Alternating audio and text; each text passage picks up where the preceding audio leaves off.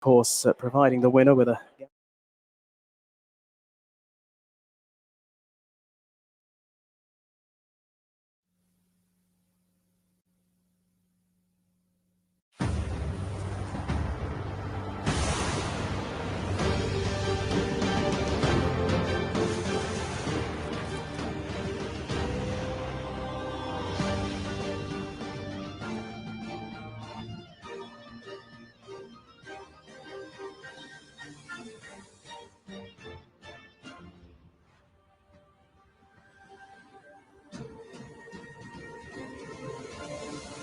Broadcasting live from the Capital OTB studios, this is Racing Across America with Seth Merrow. We'd like to thank Woodbine for their sponsorship of this program and some of the other programming and events here at Capital OTB. Woodbine open now through December, featuring great racing, including the King's Plate coming up in August, Turf Champions Day with the Woodbine Mile in September, and much, much more. Woodbine Racing, great racing north of the border.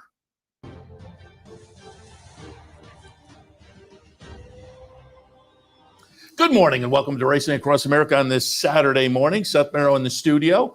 After a lucky Friday the 3rd, it was lucky for me. I don't know. I had a pretty good day yesterday. I was happy with the results after, a lucky Friday the 13th. Well, we move on to Saturday the 14th. If it wasn't lucky for you, turn the page. We started all again today, and lots of nice stakes action really across the country, and we'll talk about much of that this morning.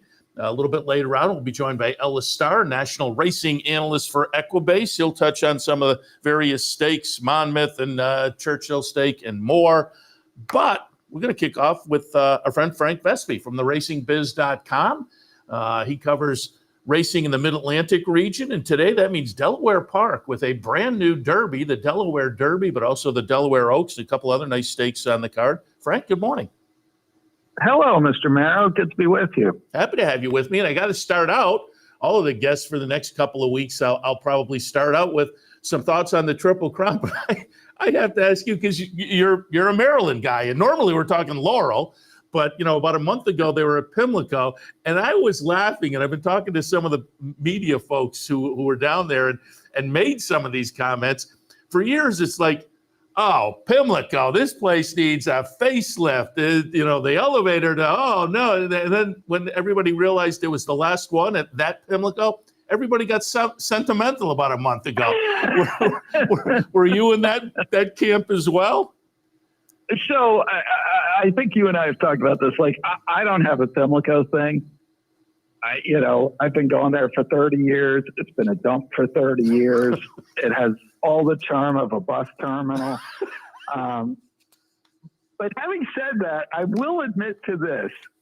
The Yari Villanueva, who is the bugler, he had said to me early in the day, he said, I'm going to play all Lang Syne before the last race. And he did. And when he did, I got to thinking about, amazing races I've seen there and people I went to races with. And I got a little emotional, I got to say.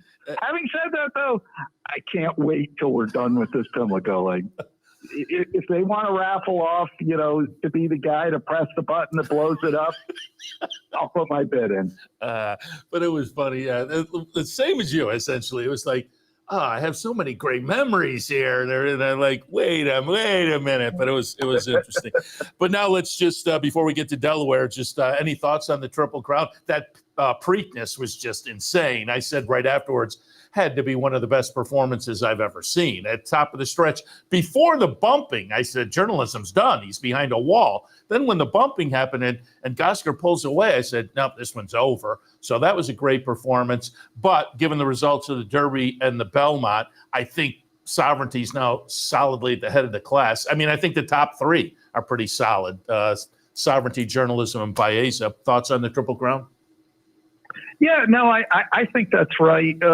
Obviously, the Preakness was an amazing performance. I mean, just to come through that wall, if he had finished second, you would have said, wow, that's a tough luck second, man. I don't even know how he got through that wall of horses.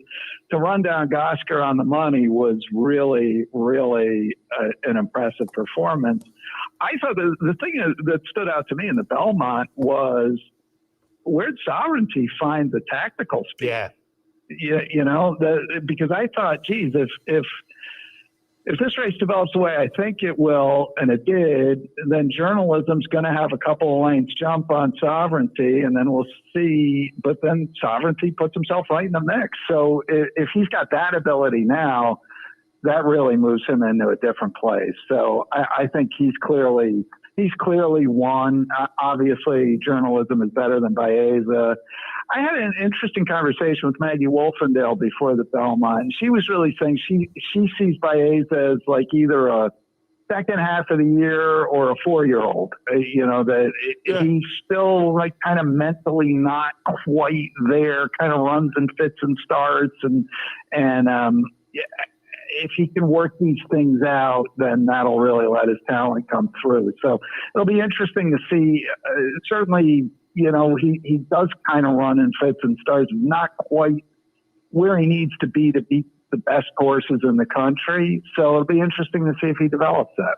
Yeah, the second half of the year for these 3-year-olds is going to be very interesting. Hopefully we see them match up again, but having a couple based on the West Coast, they may choose the Pacific Classic route. It's going to be interesting to see how it all plays out. But it was a fun Triple Crown, no doubt about it. I think it was stronger than last year. The early portion of the year last year with the 3-year-olds was a little bit undefined. This year, I think it was a little bit stronger. So fun Triple Crown season. Moving into the second half of the year should be fun as well. All right, let's go. Speaking of 3-year-olds and whatnot, we have a Delaware Derby card today, but we'll start and kind of work our way back. The Delaware Oaks, that's been around for a while. Delaware Derby is kind of new, but Delaware Oaks today. And by the way, if folks go to theracingbiz.com, there's selections for Delaware Park there. There's selections also for Laurel Park today. So keep that in mind over at theracingbiz.com. But Delaware Oaks, I pulled up a replay going back to Belmont, 1st of May. Cassier, if I'm pronouncing that correctly, comes in for Shug. Now, the concern for me is the lone 2-turn start was the worst performance of the career, but it was also only the second start. That's bookended by a couple of nice wins. So I think Cassier, again, off of this Belmont win, being the number 4 horse, is, to me, interesting. But it's a fun field. Margie's Intention, I had that horse in the Black-Eyed Susan. I'm probably the one to beat off of that win. Paris Lily is interesting. Kinsey Queen. What did you see in the Oaks? No, I agree. I mean, it's interesting. You've got a rematch of the top 3 out of the Black-Eyed Susan with the 3 you mentioned, Margie's Intention, Paris Lily, and Kinsey Queen. I landed on Paris Lily here. I thought she ran a great race in the Black-Eyed Susan. I mean, she was clear early, but she set honest fractions. It was 46-2, roughly for the opening half mile, 11 and change for 3/4. And she just failed. I mean, Margie's Intention ran her down quite late. So I feel like a little bit of a cutback to a mile 16th here. I think this is a horse that really can do it this time. So I kind of landed on her. I think Margie's Intention. And I don't know, just for fun, I threw in Complexity James. She's still undefeated after 3 starts. Now one of them by DQ. I don't know if she's good enough with these, but, you probably get a price on her. Yeah, and it is Brittany Russell, so certainly that is a bonus. And all she does is win all the time. Yeah. So, and it's interesting, too, today, if it holds up, Kinsey Queen, Junior Alvarado, Paris Lily, Joel Rosario, Lascano's on the horse I liked, Cassier, Irad Ortiz named on fondly. So some of the bigger names in for rides this afternoon. And again, not just a big day with the Delaware Oaks, but the race prior to that, the brand new Delaware Derby, a couple $100,000 up for grabs. And as the Derby name suggests, 3-year-olds going a mile and a 16th. And, nice full field of 11 scheduled in here. We'll see how it holds up. But I pulled up a replay going back to May 22nd at Delaware, a maiden breaker for Academy. This is a Grand Motion trainee. It was an off-the-turfer, the first start on dirt. These kind are always fun to watch one way or the other. But they had tried this horse, run the horse first couple of starts on turf and then synthetic. And as I say, that last start that we're going to take a look at, Academy is going to be the number 14 horse It was an off-the-turfer, and his first start on dirt, wins very nicely, and gets a solid 91 buyer lifetime best. So I think he's interesting. The horse to beat's probably Admiral Dennis, but Surfside Moon for Jim Lawrence could be a player coming off a little bullet work. And West Point has Pascaline in here that I also think is intriguing. A couple others I could point at as well. What are your thoughts on the Derby? Yeah, I mean, I think, Academy is obviously an interesting horse, and there's some question what sort of exactly was behind him in that race. So obviously we're going to know a lot more here. I'm curious to see how he gets bet in this spot off, that big figure in the maiden win. Who I land on here, taking a little bit of a shot, is the 6 horse Kentucky Outlaw. This horse, he's another one. We were just talking about Baeza. He's another one with, he makes his own trouble, and he does it in just about every race. And he's still 3 for 4, and won the Long Branch pretty nicely last time out at Monmouth. I think if he can work out his gait issues, he's in this race. Even with his gait issues, he's probably going to be 1-2 early, and then we'll see what happens after that. If he can work out his gait issues, he could take a nice step forward here. I think the one race he didn't win was the Tessio, where he got himself in all kind of trouble leaving the gate. Made actually a big middle move in the contention rounding the far turn, and then emptied out late. That hasn't necessarily been flattered by what happened to those runners after the Tessio. But like I said, I think this is a horse with a lot of talent. His brain has been making it a little hard for that talent to come through, and he's still 3 for 4 with a stakes win. So I land on him as a horse that might run big here at a little bit of a price. As you said, I think Admiral Dennis, obviously, he's got to be on the ticket off that effort in the Bluegrass Academy. Surfside Moon for Chucky Lawrence has run some pretty good races. If the pace keeps up, I don't think it's going to be a super hot pace, but if it does, then you got to look outside at Omaha, who's probably going to be running at the end. Have you seen scratches? Because Kentucky Outlaw is cross-centered in the Pegasus over at Monmouth, so I think it may say something as well, the spot they choose. I think that's right. It has sounded like a Barbadian runner is cross-centered, and it sounds like it's distinctly possible he may not run anywhere. Yeah. I think Kentucky Outlaw is probably going to come to Delaware. That's what I understand. Late night call, the Philly's probably going to land in the Delaware Oaks and not the Derby. I think National Law may stay at Monmouth. Yeah, okay. And again, Paco Lopez named on board if Kentucky Outlaw elects that. And speaking of jockeys, you mentioned, I'm with you, 6-1 on the morning line for Academy. And I wonder if the Delaware folks are yet tapped into the Irad Ortiz tax, because you always have to subtract a couple of points if Irad is on board. Definitely Florida in the wintertime and in New York as well. But I'm going to be intrigued to see if that plays out this afternoon with Academy also.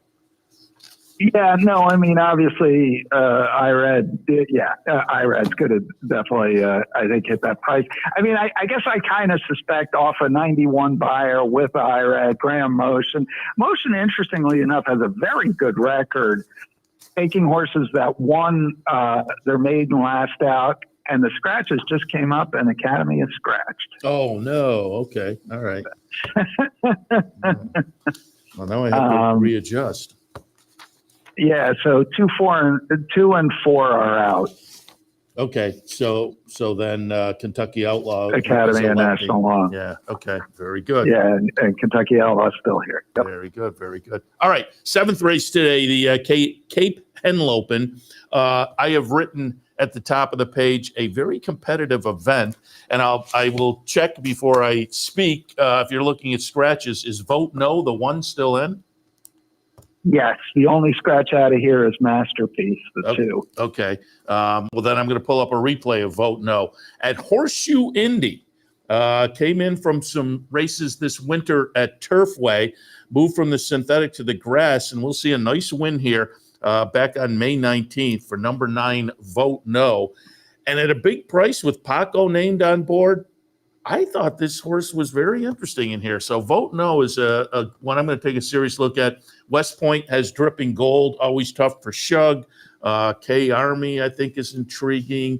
El Siciliano on towards the outside for Antonio Sano coming up from Florida. Fun race. What did you see in the Cape Henl Open? Yeah, no, it is a fun race. I agree with you. Obviously, I mean, K Army, I think, is interesting. Okay effort in the Fort Marcy, but that was obviously flattered when Deterministic came back to win the Manhattan. And this is a horse that has won a couple races going 1.5 miles, which is the Cape Henlopen distance. So you want a horse that obviously can go that kind of distance, and this horse has done it a couple times. Harrow, I think, is sort of interesting. Ran okay in the Grade 3 McKnight down at Gulfstream at the same distance. And then Safi takes him to Barbados to win the Sandy Lane Barbados Gold Cup, but comes back here. I think a horse that's a little interesting at a price is Desvio, the 5 horse for Madison Myers. This horse has won over the Delaware turf, and the Delaware turf's a little funky at times, so that I think that's probably a good thing to have done. And comes in off a really good effort, I thought, in the dinner party when finishing 3rd behind Fort Washington. I think ought to be okay with this distance. Ran okay going 1 mile 3/8 in the Jockey Club Derby. I think that horse has a shot here. I think an 8-1 morning line. Wouldn't be surprised if you get more than that. This horse has been 20-1 or higher in 4 straight. Yeah, and as you were talking, and I had a couple of check marks next to Desvizio. In that, I like the 3rd start back angle. Particularly you get a start and then a little bit of improvement in the 2nd start. I think you may be primed for a little more next out. So that one's interesting to me as well. Yeah, and the Safi Joseph runner, that the old Barbados to Delaware trip, Rich Averill horse, and it does not start with an R. That was also interesting, but I guess with a couple of R's in there, it clicks as an Averill program horse. But that one's interesting as well. As I say, a fun race. And again, I put at the top of the page, competitive. We will take a look now at the Obeah, the 6th race on the card today. This race typically in the past has been a prep for the Del Cap, but the Del Cap this year moves to September. They got a great card scheduled then. Another rate, the Del Cap would play into some Saratoga runners typically, but on the undercard, the Kent, but that's now been moved to September. All of that said, it looks like this race today, I would think may play into the Shoe V on July 18th up at Saratoga. And I pulled up a replay of a horse that may make that trip, Delaware, and then going upstate a little bit later on. And I'm just kind of checking out the scratches here myself. Okay, my Pletcher horse is scratched out. I was going to talk about Into Amore. That one is out. So I move now to Sidamara from Bill Mott. Again, a horse that I could see going here and coming up to Saratoga. Morning Matcha is also interesting. And Gun Song from Mark Hennig is intriguing. What are your thoughts in the Obeah? Yeah, I mean, this is such a fun race, I think. I mean, Sidamara, the 1 horse for Bill Mott, I mean, this horse looked like a major talent about a year ago, had won a couple of races nicely, came to Delaware, ran 2nd by a nose in the Delaware Oaks to Power Squeeze, and all Power Squeeze did was turn around and win the Alabama. So that looked like a really good effort, but then nothing in the cotillion and away since. So curious to see that horse. Obviously, Gunsong won the Black Eyed Susan last year and gave Torpedo Anna all she wanted in the cotillion. So she's a horse with a lot of talent. I actually landed on, this is another one, I'll take a little shot here. I landed on Foxy Jr. for Bernie Howden. This was a horse that he had her going really well at the end of last year. She won a couple of state bred stakes and won the 38 Go-Go at Laurel quite easily, by almost 3 lanes. brings her back going 6.5 furlongs. That's a little bit short for her, and she's a little bit outfooted in that spot. And the winner of that race, Carmelina, is a sprinter who's made over $400,000, won a couple of stakes. So that race doesn't bother me even a little bit. I think that's a nice prep for this. I think this horse is ready to run a big race in this spot. And if I'm right about that, she's going to be right there at the end. You know what? Another horse I think is a little intriguing, might be the major speed in this one, is Malibu Beauty at 15-1, the 8 horse. She's got a ton of speed. She's got 5 wins over the stretch. She's got multiple wins at the distance. Is she as good as the best ones in here? No. But if she gets loose on the lead, they might have a hard time grabbing her. Yeah, I did not use Malibu Beauty, but that was the one that kind of scared me. At a price, Paco on board, as you say, with the early speed, maybe controlling from the outside with the scratch, gets to move in a little bit as well. That one, as I say, I didn't use it, but I may have to pull that one into my mix as we get closer. And I think the major other speed here was the horse you were going to talk about, was Into Amore. Yeah. And so now Malibu Beauty is she's going to be clear. Yeah. We'll see if she's good.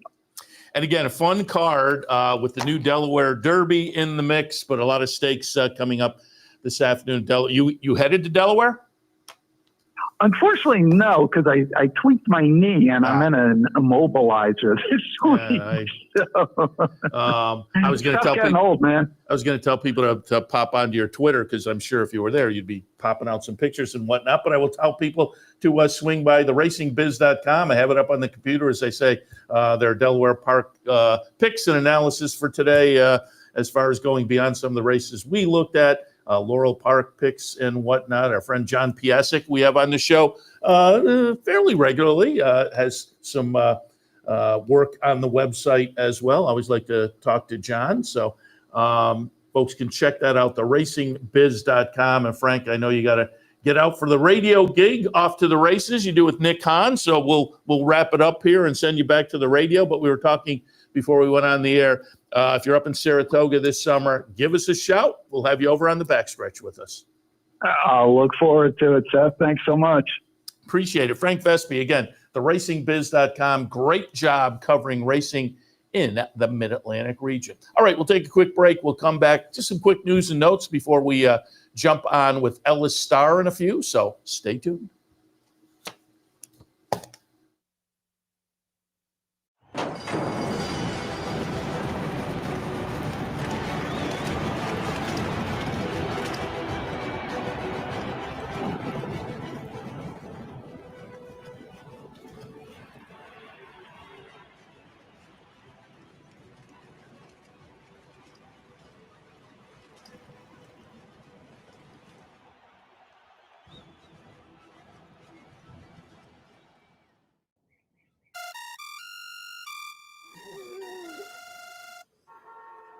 Come on. I want sales reports on my desk by Monday. Oops, my bad. Love racing? RTN brings you every live simulcast on your home television, plus live video streaming and race replays on your PC and mobile devices. To order, visit rtn.tv. RTN, a breed apart. Sometimes it pays to go with the flow, to check your worries at the door, to reconnect with your crew, to follow the thrills and the flavor, to roll with it and see where it takes you, to enjoy every minute to its fullest, and to dance like there's no tomorrow. You can do that here at Rivers Casino and Resort Schenectady, where the good times flow. Welcome back to Racing Across America. Again, we'll be joined by Ellis Star in just a few. But in the meantime, do want to alert you that today, Fan Appreciation Day at the Del Mar branch. If you're a patron down in that direction, we would love to have you swing on by so we can say thank you to you for your patronage. As always, a Fan Appreciation Day, a lot of fun. There's food, vouchers, PPs, a contest where you can win a little extra something. So again, that's this afternoon, the Del Mar branch, Fan Appreciation Day. If you want to come over to the Clubhouse Racebook this afternoon, King of the Hill contest. So a little extra fun available there as well. Come on down, watch the races, maybe grab a little lunch at Black Bear and have some fun watching the races. But while you're watching, maybe get a little extra something with the King of the Hill contest today here at the Clubhouse Racebook, 711 Central Avenue in Albany. Also want to alert you, there was a crazy price in the mix yesterday. Given that, I think there was one horse alive, Belmont at Aqueduct yesterday, to take the pick 6. And that horse did not win. So there's a 2-day carryover, pick 6 in New York, $124,000. So keep that in mind for this afternoon. Belmont at Aqueduct, pick 6 pick 6 again, 2-day carryover. So, and let me just check. And I think it's the 5th, I think kicks off the 5th race today will kick off the pick 6 with $124,000 carryover. That'll go off a little after 3 o'clock. So still have plenty of time if you want to handicap for that. And print up your PPs and handicap Gulfstream tomorrow, because tomorrow at Gulfstream, it's a mandatory in the Rainbow. And don't forget the Rainbow has a 20-cent increment. So you can put together a nice little ticket for a reasonable amount of money and take your shot. That's tomorrow at Gulfstream, mandatory pay in the Rainbow. And in a minute, we'll talk some stakes with Ellis Star. There's a couple stakes on the card. We're going to talk about the other one, but I did want to alert people. Churchill today, the 5th race. It's the Monomoy Girl, little overnight stakes race. And it is the return of Immersive. Undefeated for Brad Cox and Godolphin. Brad with just a stronghold on those 3-year-old fillies, although good cheer the other day was a little bit of a head scratcher. But Immersive comes back in her 3-year-old debut, hasn't been seen since the Breeders' Cup Juvenile Filly. But as I say, 4 for 4 last year, maiden special win up at Saratoga, wins the Spinaway impressively, the Alcibiades, and then the Breeders' Cup Juvenile Filly. So she is going to be intriguing to see. You know, we're 6 months into the 3-year-old season. Let's see how it works out. 4 to 5 on the morning line in a field of 6. Again, that'll be this afternoon's 5th race at Churchill. It'll go off about 2:45. 2:45 is the scheduled post time. But intrigued to see what Immersive can do kicking off the 3-year-old season. And I would think good performance here. I would imagine Saratoga might be right in her wheelhouse with certainly a couple of nice 3-year-old stakes, 3-year-old filly stakes on the agenda up there. But let's see what she does today. Immersive in the 5th race at Churchill. All right, we'll take a break. When we come back, Ellis Star, national racing analyst for Equibase. We'll hit on some stakes. We'll take a look at some Delaware stakes with Ellis, but also Monmouth, and as I say, another Churchill stake as well. All of that when Racing Across America continues. Stay tuned.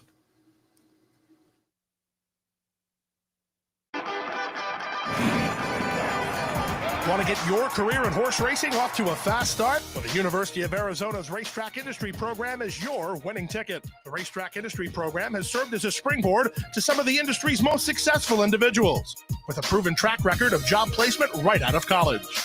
If you want to earn a degree in the exciting horse racing industry, the Racetrack Industry Program can put you in the winner's circle.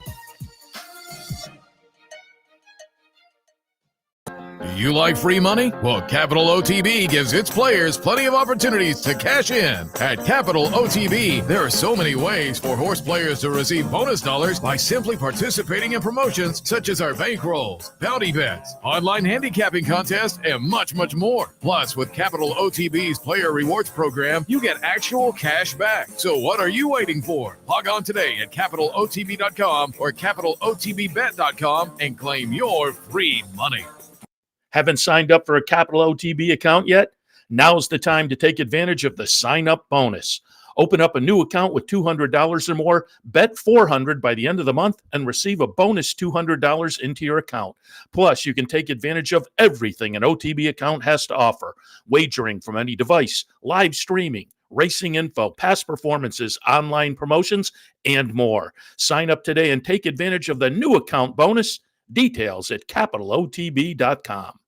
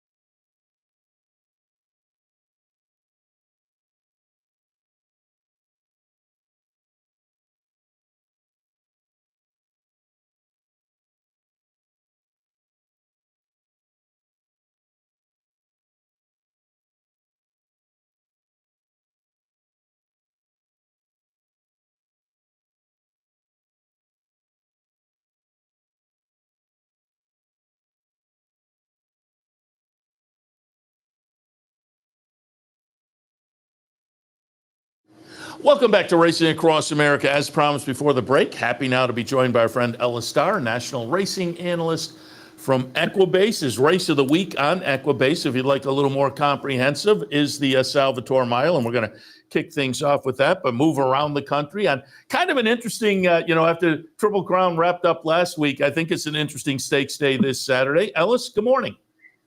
Good morning, Seth. Good morning, race fans. Yeah, it really is an interesting stakes day. I mean, I want to pop it right away and say that because I don't remember. I'll be honest, I don't remember these races. Certainly, 3-year-old races. We always have the Salvatore Mile, the Eatontown, some of the other tests, but the Delaware Oaks and Derby are interesting. I don't remember them being run before. Maybe I wasn't paying attention, but it does lead for some really cool races right now in between the big ones before Saratoga and Del Mar get started. Yeah, no question about it. It's a fun, intriguing weekend. Before we get into it, let's just get I've been asking folks and probably will for the next couple of weeks. Triple Crown thoughts. To me, I've said it a bunch. Really, the whole Triple Crown season. I think this 3-year-old crop is a little more defined than last year, where I think they didn't define themselves until the second half of the year.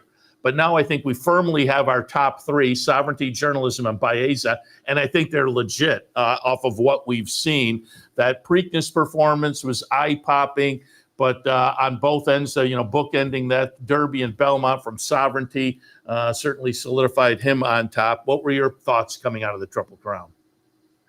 Well, yeah, I tend to agree. I mean, Sovereignty has this really amazing stride where, just at the end of the race, a few hundred yards, he just stretches it out and pounds the ground harder and faster and just can pass anybody with will.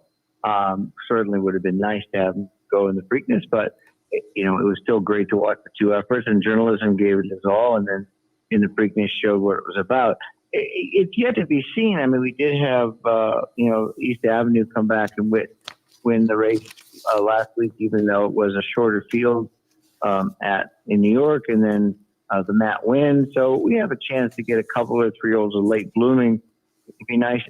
On one hand, I have to say it'd be nice to have some of the Baffert runners being at the top of the mix for that little controversy that's always when he has horses. But right now, he doesn't have any top 3-year-olds, so we'll have to see what happens as we get in the summer. And certainly looking forward to seeing, how these 3, I'd say probably up to 6 top 3-year-olds face off against each other as they mature.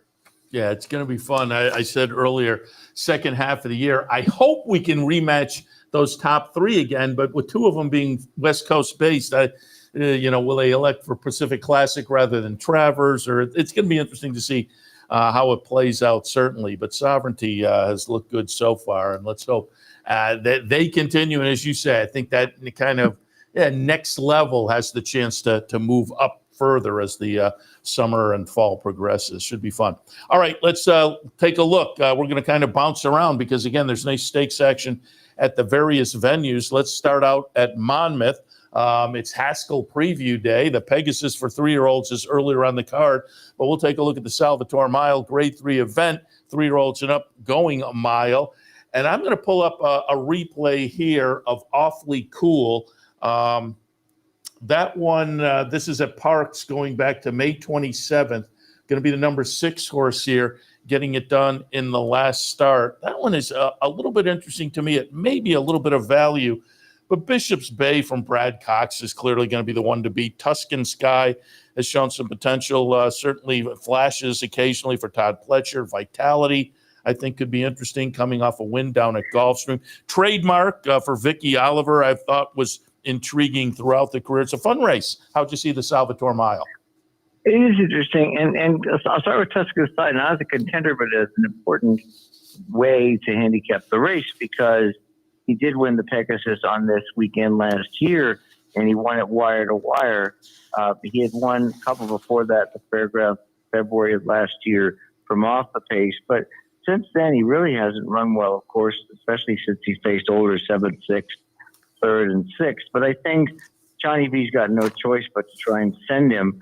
And that really is interesting because Nelson Avenue is an absolute dyed-in-the-wool need the lead type. And Bishop's Bay likes to press the pace. Now, Bishop's Bay he's run as far back as 3rd in the early stages and won. So he's not totally out. The other two, though, set a pretty fast pace. And Awesome Ruta might also be part of the pace.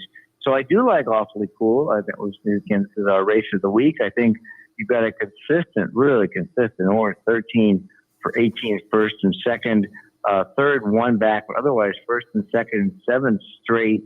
Couple of stakes races, not much. I mean, the Manfuso is a nice race, beaten the neck last December. The Chris Kringle, December 31st, actually. But the last race, which got a 1-9 Equibase speed figure at Park, which is a classified allowance, was just a very impressive race from a maturity standpoint for a horse. Stalks in 4th, makes a move around the turns in front by a few lengths in the stretch and coast home. That's just a big race. It's going to make him tough to beat. 6-1, as you said, value is there. I don't know that it'll be there at post time. I expect maybe 3 or 4. Still a good price. I'm going to use Bishop's Bay exactas. Not much else. Any pick 3s or doubles I play is going to be the odds-on favorite. He's been the favorite, 5 in a row, 1 to 2, 2 to 5, etc. And he's got the ability to come from off the pace. He's won from basically as far out as the 5 post. 9's going to be a little tougher, but he's got Pratt. And then I'll throw in Vitality as a long shot. I think he's got an interesting chance to run better than his odds suggest. He changed Barnes to Orsino before his last race at Gulfstream off a 5-month layoff. And it was really the best race of his career, practically. He rallied from 6. He won by 4. He got 100 equity speed figures, so he really needs to improve. But he's a 4-year-old, so he can. So that's how I see this one. Like Awfully Cool, definitely a win bet. Maybe a small amount of Vitality and just the jack-a-box of Awfully Cool, Bishop's Bay, and Vitality. I like it. Yeah, there's the potential there for a little bit of value. Bishop's Bay going to be interesting to see if he does well this afternoon, where they go with him, because this is a horse that, relatively lightly raced with 9 starts and 6 wins, but it's Brad Cox and potent connections and, New York kind of connections. So do we see him come up for something, Saratoga? Interesting to see what they say Bishop's Bay does in the Salvatore Mile. But I don't think he's an absolute lock. He's the one to beat, certainly. But I like your thinking as well. All right, let's go over to Delaware. We talked a little bit earlier with Frank Vespe of the Racing Biz about some of the Delaware stakes. Fun day today there. Delaware Oaks, the brand new Delaware Derby. And let's kick things off by taking a look in the Delaware Oaks for the girls.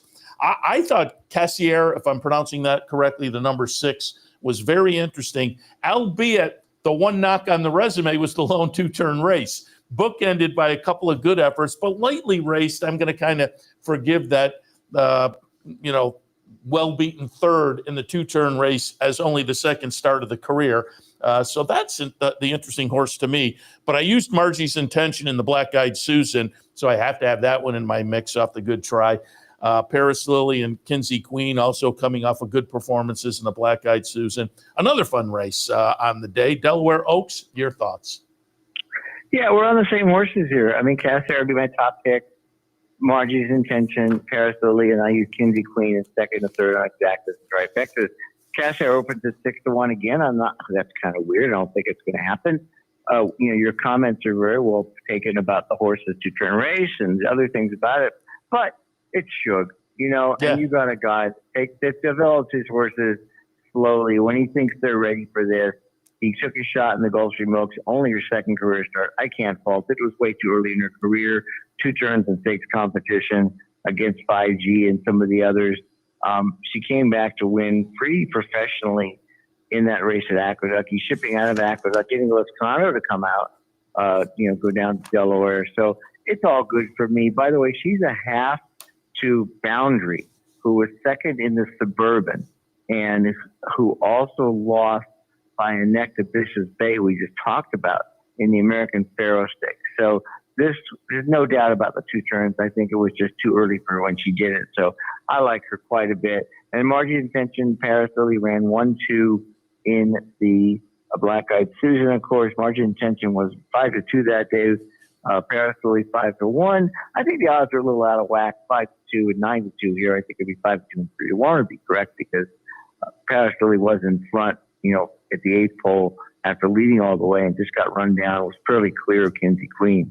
I don't think you're going to get 9-2 on Paris Lily either. So it just depends on the odds in the race. But this is really easy, and this will be the second part of the double with the Delaware Derby we'll talk about in a second, which I think you go 3 deep, Cassier, Paris Lily, and Margin Intention. For me personally, I'm going to play Cassier a few more times because I think the value is there trying to capitalize on it. Yeah, and I think you're right. The morning line 5-2 and 9-2 horses that in the Black Eyed Susan were separated by less than a length. I think you're right. 5-2 and 3-1 seems a lot. A half a tick away. Given that last race seems logical. I'm going to be interested to see how the odds break out now because again, our pick there, the Shug horse. Will that 6-1 hold? I mean, it's lightly raced and Trice Stakes Company for the second time. I'll be interested to see what we get odds there as well. I think there'll be enough value to jump on the Shug horse. Yeah, I think so. I mean, again, it's going to be probably 3 in the 3 to 4 range, which is still fine because I think her upside is this back to 2 turns, shipping out of New York, stretching back out, and the breeding and everything else. And believe me, just by the way, that Margie's Intention and Paris Lily got 93, 92 Equibase figures winning Black Eyed Susan, which are okay, but they should be over 100 at this point for 3-year-old fillies like they are for males. And Cassier got an 85, but she could jump up a lot off the experience of a race and run a 93 or 94 and easily and win this race. Yeah. Interesting edition of the Oaks for the girls and the Derby, as I say, a brand new event at Delaware for the 3-year-olds going 1 mile and a 16th, $200,000 up for grabs. And I will alert you because when we were talking earlier about this race, it pulled up the scratches. Academy is out, who I thought was very interesting for Graham. National Law is out. Sacred Thunder is out as well. Those are the 3. So the 2, 4, and the 5 are out here. But that makes Admiral Dennis maybe a little tougher. This was a horse for Brad Cox that they had the ambition to try the Bluegrass. Ran 4th there. Okay, 4th behind Burnham Square, East Avenue, and River Thames. Surfside Moon, I think, is going to be a little bit interesting. Comes in with a bullet work. And Pascaline for our friends at West Point Thoroughbreds, also interesting. What did you think in the Delaware Derby? What did you get scratches again? National Law 2, 4, and 5. Academy, National Law, and Sacred Thunder. That's really interesting because now, I mean, the handicap kind of on the fly a little bit. Academy was going to be a single, but I had other horses. Yeah, I like Academy too. Yeah, Barbadian Runner is cross-centered in the Pegasus, National Law in the Pegasus, Kentucky Outlaw also in the Pegasus, and Late Night Call, the filly, was going to go in the Oaks, and apparently she's opting for this. So that's really interesting now to see who opted for it. So Admiral Dennis certainly is going to be tough. But look, he's 2 for 6. His win came in an allowance race back in January with an 83 figure.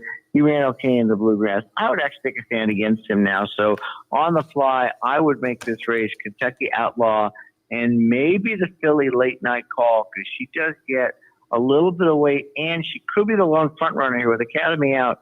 I had Academy as a lone front runner here. Kentucky Outlaw can win on the lead, come from off the pace. So again, the odds are going to, whatever the money line is going to change a lot with Academy out. But Kentucky Outlaw is a very interesting horse. Again, apparently they're choosing this race over the Pegasus. Paco Lopez rode for the first time, blinkers for the first time, last out in the Long Branch, and pretty much aired just from off the pace. He can take the lead if Late Night Call doesn't want it, and then Late Night Call just won a race at Pimlico on May 9th, Preakness week. Ran really well, ran wire to wire. Blinkers come off, and I think that's just to get to relax.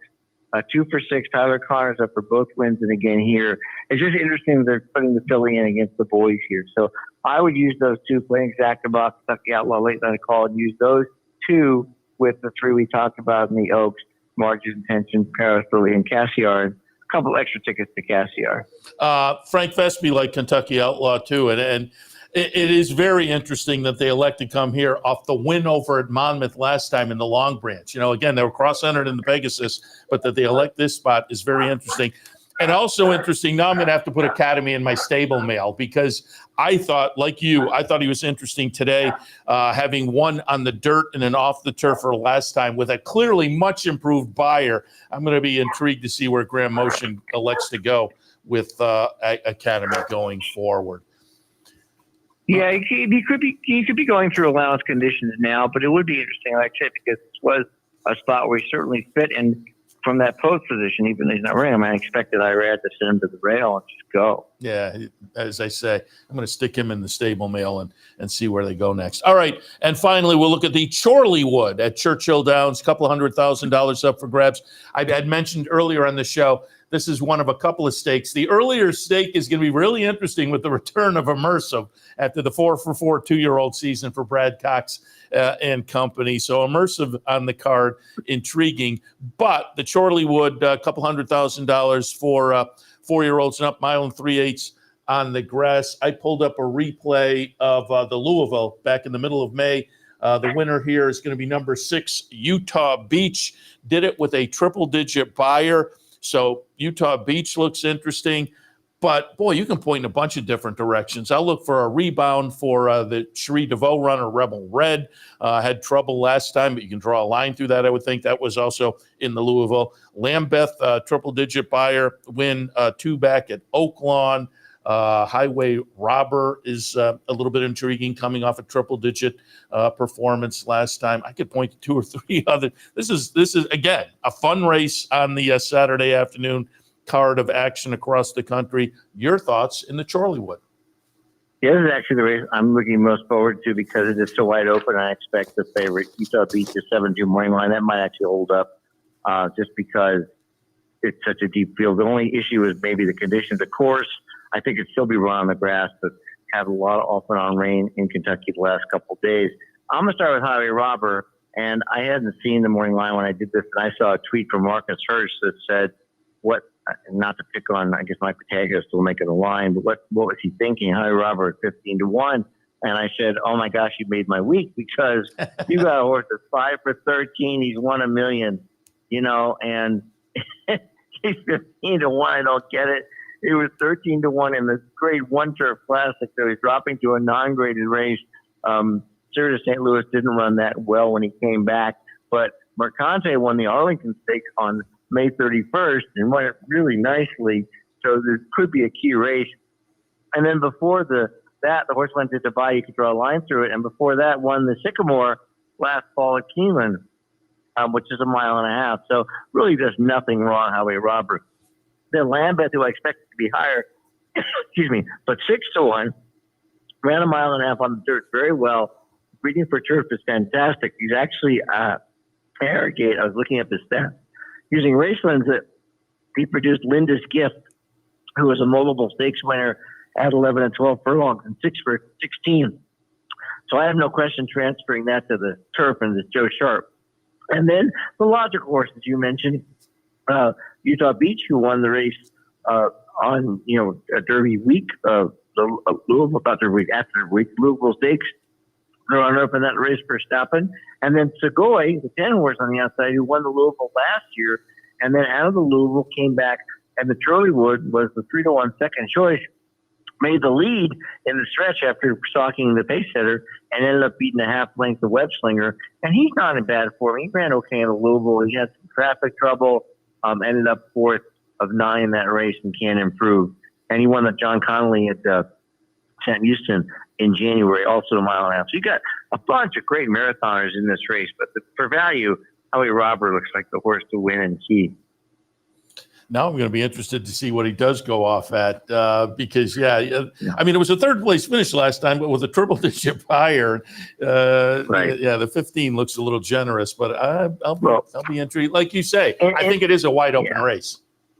And last fall, he was 5-2, 4-1, 4-1, and 2-1 in 3 stakes races, 3 or 4 stakes races. The Kentucky Downs race, the Turf Cup at Kentucky Downs, where he only lost by half a length to Grand Sonata and the Sycamore. So I'm expecting more like 4 or 5 here, but I don't expect a favorite, which makes the race a very good betting race. Yeah, it should be fun. Again, it's a fun afternoon after the Triple Crown wraps up, and before we get to Del Mar and Saratoga to stick these kind of days in, it's a lot of fun and nice racing across the country at the various venues. And Ellis, nobody better to talk to about at the various tracks than the national racing analyst for Equibase. We appreciate the conversation, and as always, we'll talk again. Thanks, Seth. Have a great day, everybody. Appreciate it. Ellis Star, national racing analyst at Equibase, and more. You can find his selections on a number of the various racetrack websites. Follow him on Twitter as well. All right, we will take a quick break, come back, and just a little more news and notes. One news that you probably already are familiar with, but one big news from, I think it was just yesterday, came out. But we'll hit on that and a little more before we wrap it up. So stay tuned.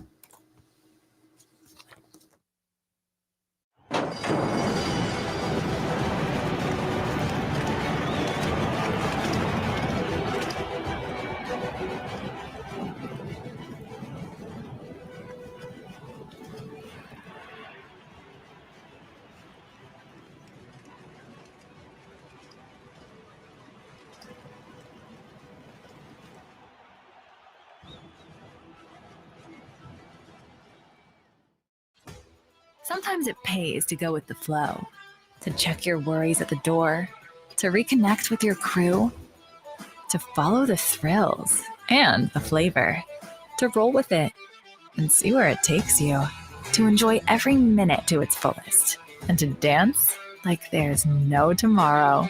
You can do that here at Rivers Casino and Resort Schenectady, where the good times flow.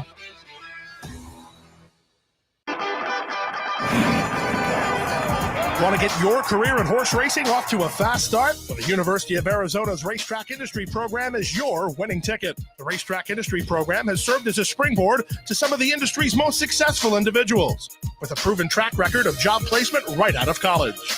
If you want to earn a degree in the exciting horse racing industry, the Racetrack Industry Program can put you in the winner's circle.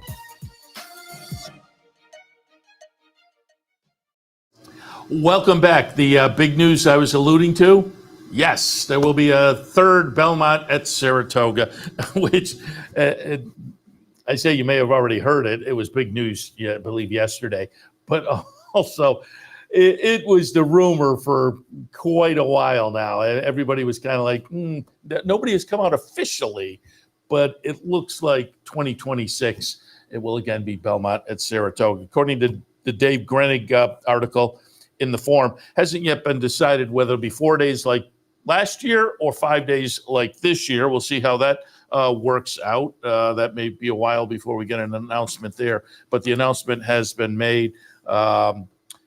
Quoting from the Grenig article, the reimagined Belmont Park remains on schedule. Actually, I think I'm quoting from the press release they sent, but regardless, the reimagined Belmont Park remains on schedule to open to the public in September of 2026, while NYRA has previously left open the possibility of hosting a Belmont Stakes in a partially completed facility with a limited number of fans. The decision to return to Saratoga for 2026 will allow the event to be unhindered by various restrictions made necessary by ongoing construction. And again, this was hinted at, or everybody unofficially pretty much felt like, yeah, they're coming back, and it was just made official now. So there'll be one more running of the Belmont up here at Saratoga. Hopefully the weather cooperates a little bit better next year, but the weather can be iffy regardless of where it is. But one more year of kind of, as I say, for those of us up here, a fun little extra Saratoga. One more year of Belmont at Saratoga. And this was the icing on the cake. Speaking of Belmont at Saratoga, the leading jockey at the by number of wins at the that short 5-day span was John Velasquez, and it just continues to ride at the highest level. He's fun to watch, nice guy, easy to root for. But again, another Grenig article headline: Velasquez, the first jockey to hit the 500 million earnings mark, $500 million in career earnings for the horses ridden by John Velasquez. He has won 6,714 races through last Thursday's, a couple days ago, card. So it's clearly added to that yesterday. Well, did he? I think he won yesterday. But anyway, the number of races won, he's 11th on the all-time list of number of races won. And a little further down the article, he's 81 behind George Velasquez for 10th on the all-time win list. But I printed up the all-time jockey leaders as far as money won, and there he is, John Velasquez, on top with over $500 million. Second is Javier Castellano with $408 million.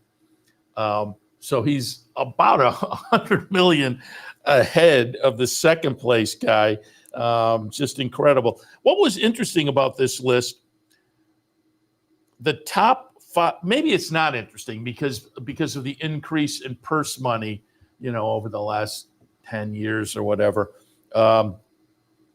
But the top five on this money one list are all still active. John Velasquez on top with $500 million. And again, congratulations to him. He surpassed that last Thursday after the big, as I say, the icing on the cake, because that Saratoga, Belmont at Saratoga meet, he ran so well. And then to come back down to New York and break this money title, just, again, the exclamation point. So John Velasquez, number one, Javier Castellano, second. Mike Smith is third, again, still active. Irad Ortiz in fourth, and Joel Rosario in fifth. Then there are a couple of retired jockeys, Pat Day and Jerry Bailey. Kent DeSormo, still active. He's eighth. Jose Ortiz is ninth, and retired Edgar Prado is 10th. Then Chris McCarron, Gary Stevens. Rafael Bejarano is still active, 13. Luis Saez at 14. Alex Solis, retired at 15. Lafitte Pincaille Jr., 16. Interesting list amongst those. And again, Flavian Prats at number 20. He's still active. So, but congratulations to John Velasquez on surpassing that just insane number, $500 million in career earnings for Johnny V. Coming up today, don't forget, Fan Appreciation Day at the Delmar branch. We'd love to have you stop by and say hello and let us say thank you to you for your patronage. Always fun. Food and vouchers, PPs. There's always a contest where you can win a little extra money. Fan Appreciation Day today at the Delmar branch and here at the Clubhouse Racebook. King of the Hill. So you can come down and have a little extra fun here at the Racebook, 711 Central Avenue in Albany on this Saturday afternoon. So that catches you up there a little bit. And we'll be back in, again, looking at some of this nice action this afternoon. I have some Belmont, and I looked at the Monmouth card as well, but Churchill, Delaware, we'll have some nice action here on the network this afternoon for you to play and hopefully make some money with. I'm going to keep it rolling. Like I said earlier in the show, Friday the 13th was kind of lucky for me. So I'm going to see if I can keep it rolling right into the 14th. If it wasn't lucky for you, turn the page. It's a brand new day. It's the 14th today, and we can all try to make some money. So we'll be back probably an hour and a half or so to kick things off for a Saturday afternoon OTB Live, again, with a lot of great action and a lot of great stakes action today as well. So wrapping it up for this Saturday morning here on Racing Across America. But again, stay tuned. An hour and a half in the ballpark to kick things off for OTB Live on a Saturday afternoon. We'll see you then. We'd like to thank Woodbine for their sponsorship of this program and some of the other programming and events here at Capital OTB. Woodbine open now through December, featuring great racing, including the King's Plate coming up in August, Turf Champions Day with the Woodbine Mile in September, and much, much more. Woodbine Racing, great racing north of the border. You're watching OTB TV, a service of Capital Off-Track Betting.